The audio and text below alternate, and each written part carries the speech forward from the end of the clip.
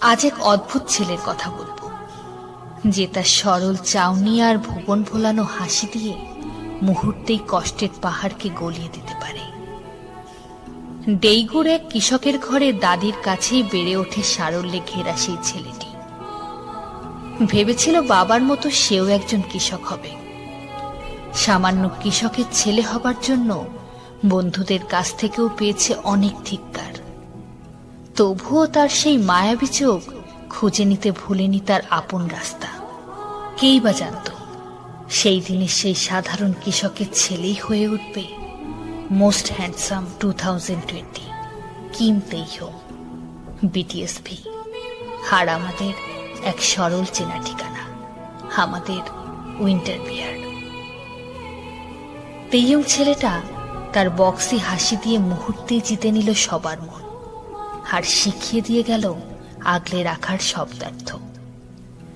ছেলেটা তার সরল মনে যাই বলে সেটাকেই যেন খুব করে বিশ্বাস করতে ইচ্ছে করে। এই ধরুন, ছেলেটা যখন গানের সুরে গভীর কণ্ঠে গেয়ে ওঠে হোয়ার ইজ মাই এঞ্জেল, তখন যেন সত্যিই ভীষণ করে নিজের এঞ্জেলকে খুঁজতে মন চায়। যখন বলে have I lost myself or I gain you, তখন সত্যি নিজেকে ভীষণভাবে হারিয়ে ছেলেটার মাঝে নিজেকে পাবার এক ভীষণ ইচ্ছে বাসা বাঁধে। ছেলেটার বলা আই জাস্ট ওয়ানা বি হ্যাপিয়ার শোনার পর যেন মনে হয়েছিল 1000 বছরের কোনো কষ্টের বরফ গলার সময় হয়েছে, যখন এই পারফেক্ট দুনিয়ায় নিজেকে অনেক বেশি ইমপারফেক্ট মনে হয়। তখন এই ছেলেটার সেই সরলতার হাত ধরেই কেন জানি আমার সেই ইমপারফেক্ট আমিটাকেই ভীষণভাবে ভালোবাসতে ইচ্ছে করে ছেলেটার সেই ভুবন ফোলানো হাসিতে নিজের আশ্রয় খুঁজতে। ছেলেটা যেদিন নিজের সব থেকে প্রিয় মানুষটাকে হারিয়ে স্টেজে দাঁড়িয়ে অবুঝ বাচ্চার মতো করে কেঁদেছিল, সেদিন বুঝেছিলাম শুধু আমরাই না, এই ছেলেটাও ভীষণভাবে আমাদের মাঝে তার আশ্রয়কে খুঁজছে।